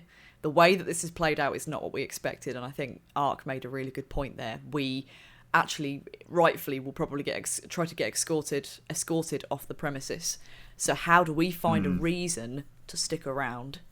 Titus and Vixen, from your previous times on the Champion Games, you guys will know that you get to stay and enjoy the Purple Moon Festival and all that stuff. So you're not going to get escorted out. It's not like, oh, you're out, so goodbye. Like the kobolds got chucked out because they had interference. The Gith Yankee team died. Like you absolutely slaughtered all of them. And the other teams, you guys are allowed to stay and enjoy the festivities. You'll have access to the athletes' quarters and all that stuff. So it's not like, oh, you're out, goodbye, get on the plane and go home. It's just you can stick about. Okay. As the winners of the Champion Games, the Dwarven team can invite anybody they want up until the box. So we could be invited up, get rid of all the plan bullshit. No, we don't poison him. All we do is we beat the shit out of him. Yeah. Is that the plan? I feel like the plan is that we've got rid of it. We're just going to go up there and fuck shit We up. have released the shark. I think that makes sense. We have released the shark. Finally, fucking hell. Okay, great. Yeah, I think that's probably our best bet, is just to kind of... But we are also going to need to remember that Edu Ra does know that we know about the machine. Because there was that mind manipulator, wasn't there, that he had. So I think Edu Ra is a smarter man than to assume that we would just rock up as guests of the dwarves and not try something. He did it to get you though, didn't he? He did it to get a champion. Yeah, well, he wanted to sacrifice me, we suspect, didn't we? So, I don't know whether... I mean, is there a world where I kind of go along with that and then we, somehow get the drop on him? Well, look, it's kind of worked out for the best, because Aark and Titus, you're not actually, and forgive me for saying this, but you're not actually champions right now. We are, and Vixen is. So our numbers are low, but so's his selection of a champion to sacrifice. Do we know the dwarves' names, by the way? I've just realised we don't. What are their names? We probably did learn them. You've never asked. We can't, I was going to say, we never have. We never have. We've been bloody calling them Dwarven Dwarf 1, Dwarf 2 and Dwarf 3. It's a bit late now, isn't it? it is a bit like, it's like uni, isn't it? It's a You bit have awkward you now. have your first Yeah, week, and then yeah. you can't ask anyone's name ever again. Yeah, you have to refer to them as you from Mate. now on, and mean all three of them. Mates. Friend. Mates, Okay. we could... Here's a new plan. We just go. Then Idura has no champions to do his ceremony with. Like, Right, but- we can just run. Right, but that's true, but they'll try and sacrifice us. Like it's not like we can just leave. Should we just Should hide? we just hide? Hide and seek. And then they'll have to try and find us, like Among Us, and then we'll get the drop on them then. Okay, if that's what you want to do. I'm not sure about this one, guys. No, I don't think that's going to work. Okay, shall we... I mean, we're running on chaos a little bit, but shall we basically just go up there? I also can't help but feel like we should probably have reinforcement. I can't work out the Game Master's agenda. I feel like... I don't know if... I'm not going to say he's in it up to his neck, but I am obviously furious because his negligence of the games cost the life of Zach, and now it's also nearly cost the lives of all of us again. And it feels like I don't really understand what his whole agenda is in this. Like, do we need to, at this point, because we have nothing to lose, explain to him the severity of the situation and say, Edu Ra is the man who is behind all this, and we're going to need your help to prove it. And then we have their reinforcements on our side as well. I don't know how high up it goes with him, he's He either in on it or he's incompetent. Because he keeps fucking up, doesn't he? He's not. He does. I don't know. Yeah. Interested though, but I don't know. Okay. Yeah, because the worst case scenario is we could bring them up there to help, and then they suddenly turn around like, surprise, and now we're fighting a bunch of them. So actually making them privy to whatever plan we have might backfire if he is in on it. We're probably going to be fighting a bunch of people anyway, aren't we? Because he's not going to be alone up there. Yeah, because he'll have security. Yeah. Yeah, he'll have people, won't he? Okay. So what do we know? We know that he wants to sacrifice potentially a champion, which could be any of the dwarves at this point, or it could be Vixen. And we know that he's in with the whole mind manipulator thing. He also got us all those diamonds, didn't he, for Zal? What was the thing? To bring Zach the diamonds? back. To bring Zach, right, that's it. So he obviously wants... He knows more than he's letting on. What happens again at the Purple Moon Festival, Ollie? Remind me. What is it? Just a celebration where the winners get crowned?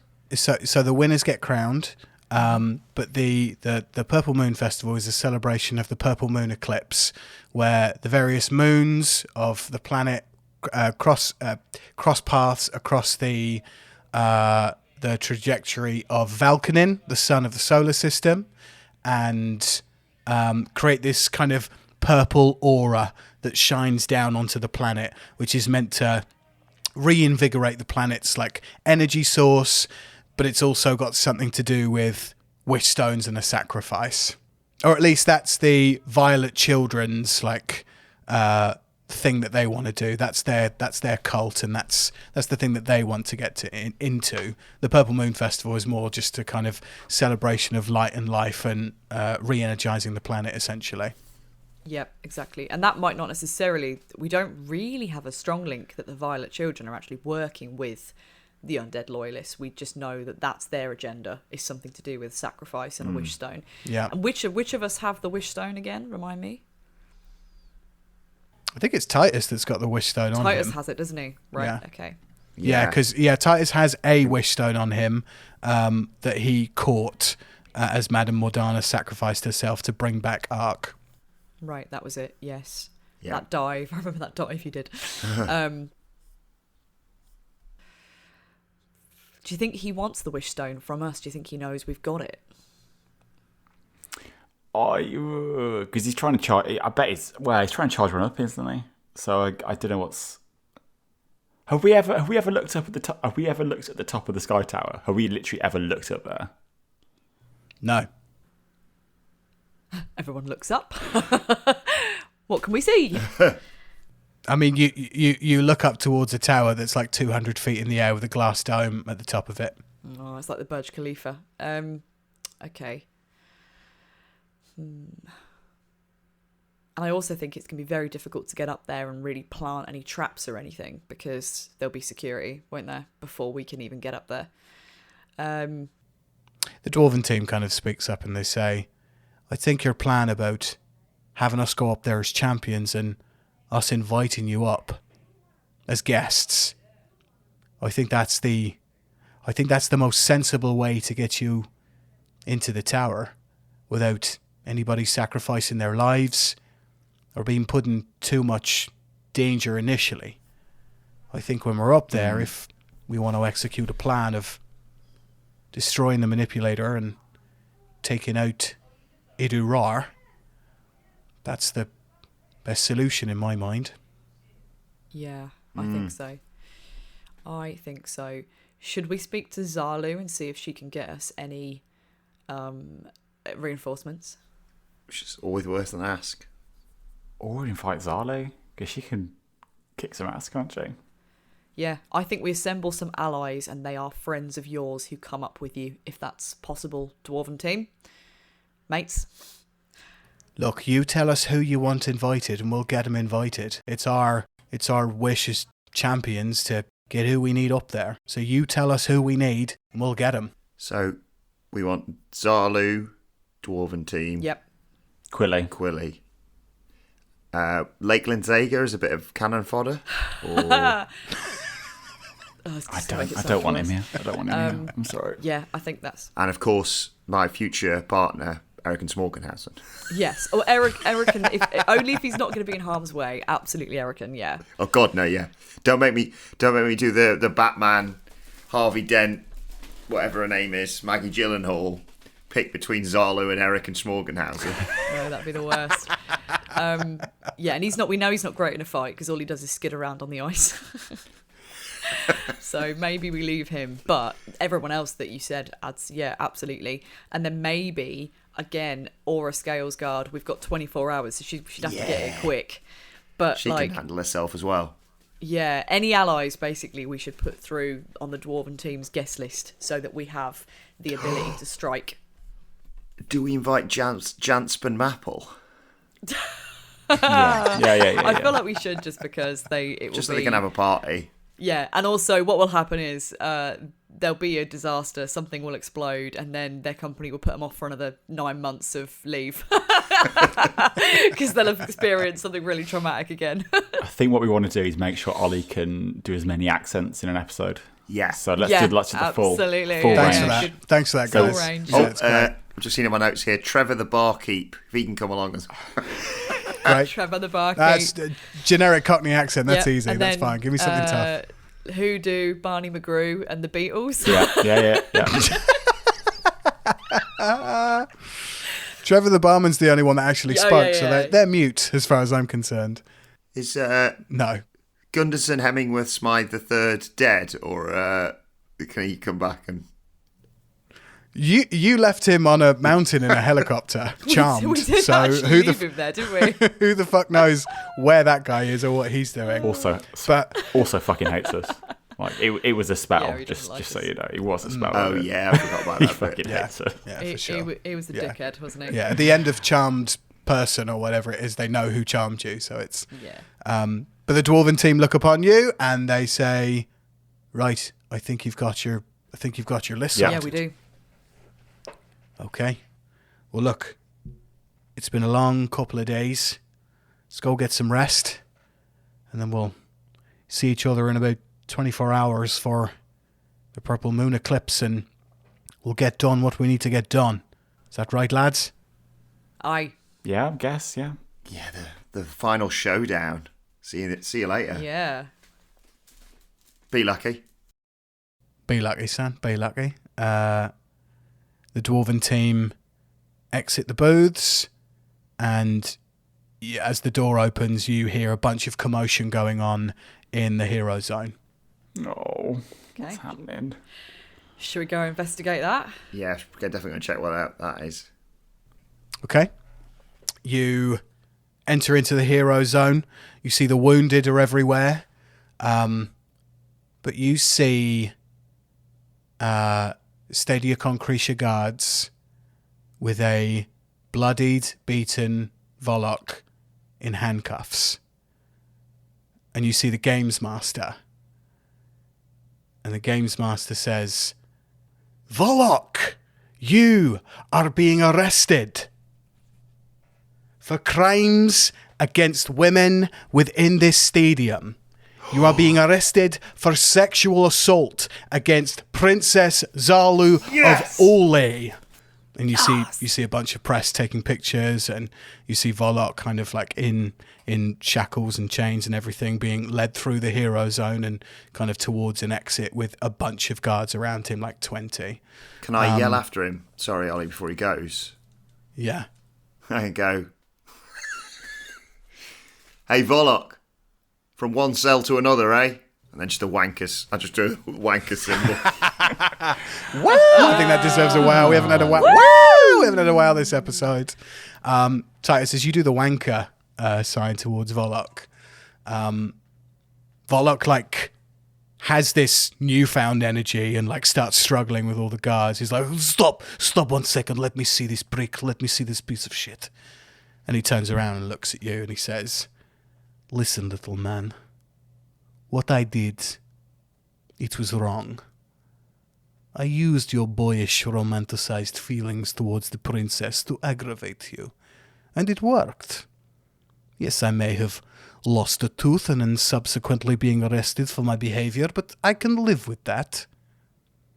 But it will be forever known from here onward that you, Titus Thunderbastard Calogarvi, drew to me Volok Inovaoff in a simple exhibition match with no real stakes.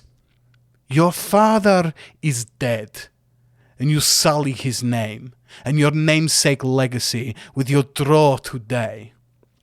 You are deluded if you think you can return to Ole a hero, a Can champion. I kick him in the balls? You, Oh, Yeah. Just Can I kick him in square the on, balls too? full on, kick him in the. Yeah. Can everyone just kick him in line the up? balls? Yep. Okay. Sure, you strike him in the balls. He collapses onto the floor and through police, like, they laugh and they say, "Oh yeah, good one," but then they push you back because any more and it's just going And to then be the assault games on some master's poor like, bastard. "And now we have to do it all over again to decide who's getting arrested." Volok hits the deck after like 3 legs have kicked him in the testicles, and he goes, "Oh no!"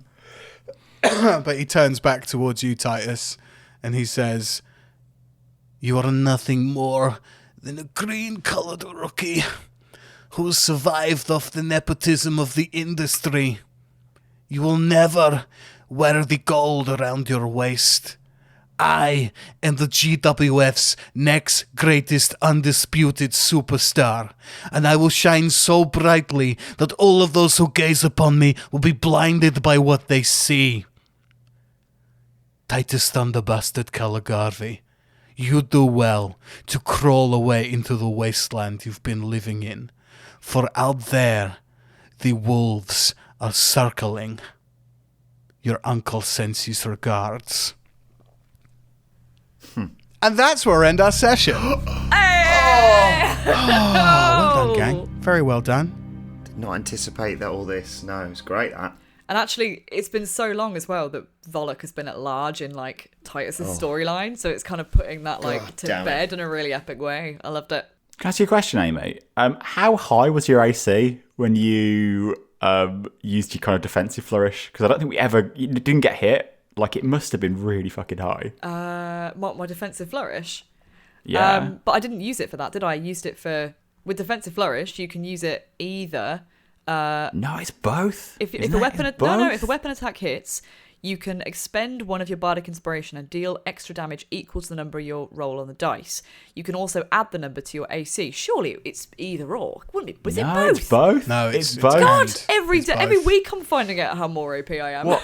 How high was your AC? That's what I 13. But I mean, it would have been. What did we add to it? We added an 8, so it would have been. Yeah, it would have been 21. 21. 21. That's 21. nice. 13 plus 21. 8 is 21. Absolutely yeah. wild. We're finding things out every single week when we come to play an episode of Dice with Death. So thank you so much to my players, Jamie, Amy, and Adam, for coming through and playing another episode. We're on social media at Dice Death Pod. You can go find us there, see all the lovely content that Jamie puts up. We're also on Patreon. Thank you so much to everybody who subscribes to our Patreon and donates money. Yeah, we really, really, really appreciate you. If you do have some disposable income at this time of year, you can go to patreon.com/Dice Death Pod and donate us some money. Thank you so much to my players, Jamie, Amy, and Adam, for coming through and playing another episode of Dice with Death. Say bye, guys. Bye. Bye.